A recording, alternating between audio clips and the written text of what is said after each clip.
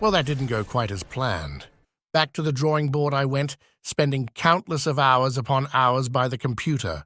And then, it finally happened. I came. And then, I started theory crafting, and I finally came up with my own machine gunner build, and oh boy is it busted. It absolutely destroys all content in the game. Tier 100 is a joke. Everyone is using it in the gauntlet. It one-shots any boss in the game with ease. And not only that, but I'm doing all of this without a single Uber unique. Amazing, huh? Yeah. So what is going on here? How is this even possible? Well, in the mid-season patch, Barrage got an insane buff with the changes to branching volleys, which granted the build massive amounts of damage. Here's the problem with Barrage, though. It requires you to stand close to enemies if you want to hit stuff. And well, since rogues are squishy as hell, and I'm a brain-dead barbarian enjoyer, I couldn't have that. So I made the build into an absolute tank. How did you do this, Mr. Paragaming? I'm glad you ask. By combining defensives with the Icy Alchemist's aspect, as well as cold imbuement, we are able to CC the absolute shit out of any enemies we face. On top of that, we're also rocking concealment. Not only does this allow us to be a sneaky little bitch and avoid mobs we don't want to fight, but it also resets the cooldown of our shadow imbuement. And more shadow imbuments means more freezing via the Icy Alchemist's aspect. Pretty easy, am I right? Yeah. Now let's take a look at the gear and aspects making this build possible. I'll show you the tier 100 setup and which items you're looking for if you want to one-shot bosses, and I'll also provide a gauntlet setup in my planner found in the description. But first, let's take a look at today's sponsor.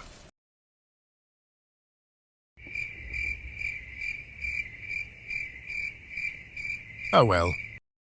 For the helmet, I'm using the Godslayer crown whenever I want to do some big dick blasting as well as one-shotting bosses.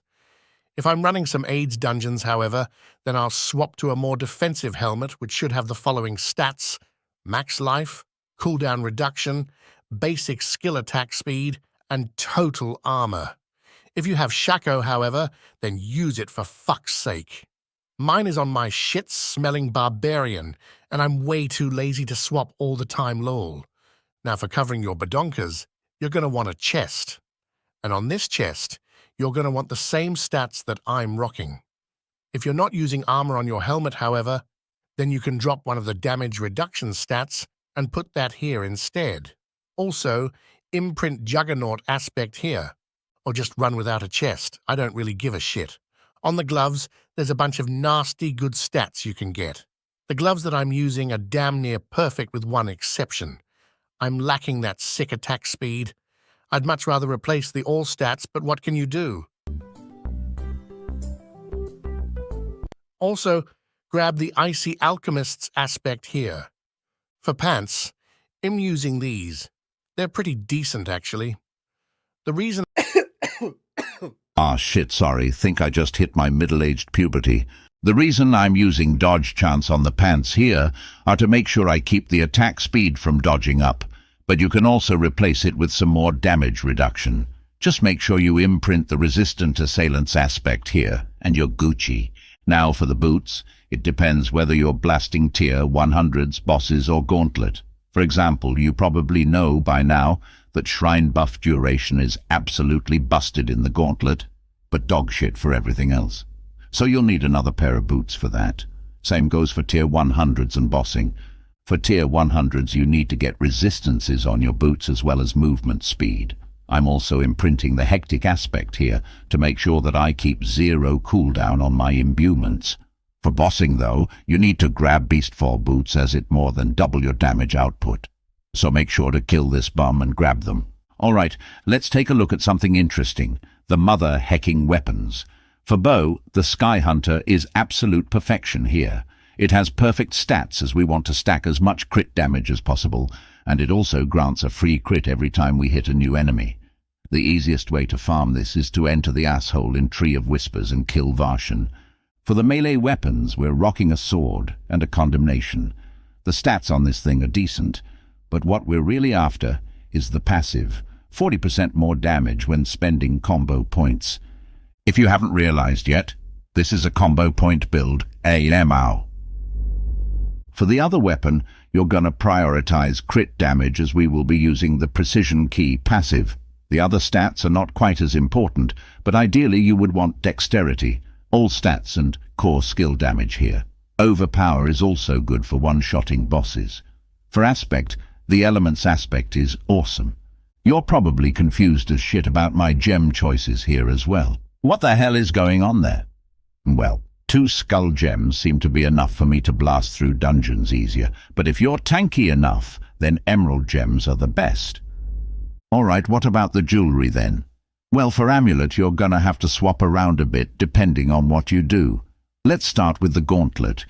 You need to get shrine buff duration here if you want any chance at all of not sucking a big throbbing 10-incher, so that's fun. For tier 100, however, the one I'm rocking is absolutely perfect.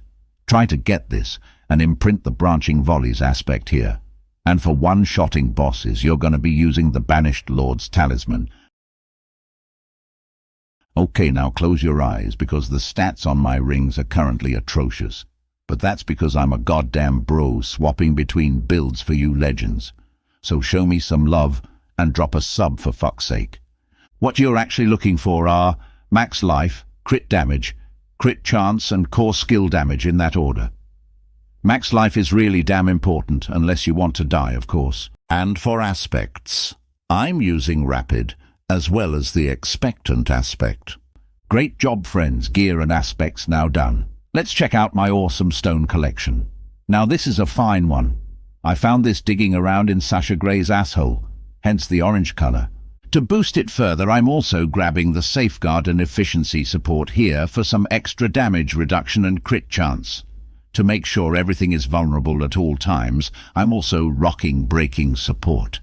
If you have the Evernight, then you can ditch this one, however. On the other side, we're using Flash of Adrenaline. Not like there's any other options, am I right, folks? To keep it up permanently, we're using tactical and duration support. To get some extra damage reduction via Fortify, I'm also using Fortify support here. If you have Genesis, then you can 1. Go fuck yourself. 2. Swap out efficiency support for Fortify support and socket Genesis here. Alright then, awesome stone collection complete. Let's head on over to the skill tree, and then we only have some paragons and how to get good to check out. For basic skill, you're gonna want puncture. You're then going to max out barrage and pick up enhanced and advanced barrage for some extra ricochets and crit chance. We're also picking up sturdy here to not fucking die Elmo. For the gauntlet, you can grab stutter step, but for all the other content, it's not really necessary. In the agility skills, we start off by picking up weapon mastery. We're also grabbing dash for extra mobility and enhanced dash for that sick one-shot wombo combo. In the subterfuge skills, we have my favorite skill, concealment. This allows us to be a sneaky little bitch, avoiding all enemies we don't want to fight. Not only that, though, the buffs that this thing grants us is massive. We're getting unstoppable movement speed, a free critical strike, and we also use it as our main healing ability through the Mending Obscurity passive. We also have Agile here that gives us some extra dodge chance. Other than that, we of course want to stack up Exploit as it helps us a lot with one-shotting enemies, and also Malice for some extra damage against vulnerable targets. In the imbuement skills, we have some nasty skills. Firstly, we're grabbing Shadow Imbuement along with Enhanced and Mixed Shadow Imbuement to clear entire screens with ease. After that, we want to have Cold Imbuement, as well as Enhanced and Mixed Cold Imbuement for some extra damage. This imbuement is mainly for crowd control and giving us extra damage whenever Shadow Imbuement is off cooldown. Frigid Finesse is actually busted here. We're granted 30% damage against frozen enemies, so whenever our imbuments freeze enemies, we get a huge damage bonus. If you don't give a shit about bossing, Then you can even get ranks to frigid finesse on your amulet because it's just that good. Alright, and then we have the ultimates. For tier 100s and gauntlet, we don't really give a shit about these, but for bossing it's mandatory to pick one to use with the beastfall boots. So whenever I'm killing the fat guy, I always swap out cold imbuement for shadow clone right here. We also want all of these passives, since they simply grant us more damage and movement speed, which is hecking nice. And lastly, the key passive, precision, is still the absolute bomb. It was previously granting too much damage and got hot fixed, but no other passive is even near the amount of damage this one provides. It's also the reason we want to stack crit damage, as it becomes multiplicative through this passive. Well shit son, skill tree done. Let's check out my epic Paragon board now. Hold on to your pecker for this one, because things are about to get wild. I'll also show you some options where you can swap out nodes depending on what gear you have. Let's get started with the starting board. Here we are using the Ranger glyph for some easy damage reduction as well as damage.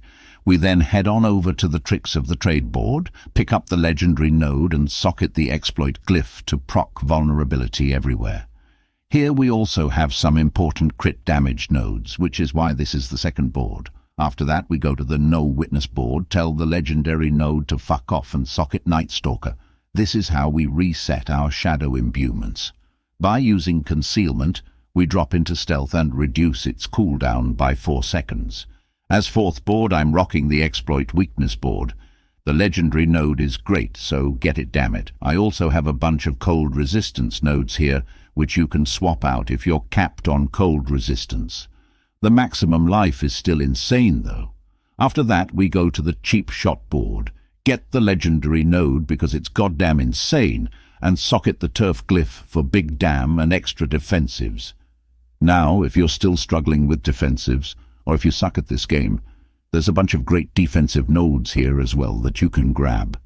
And lastly, we go all the way to the Eldritch Bounty board and get the legendary glyph, as this grants us both max resistance and 20% damage to our shadow imbuement. Great job, friends. Paragons are now done. Let's check out how to get good with this build, and then I'll let you fuck off, I promise.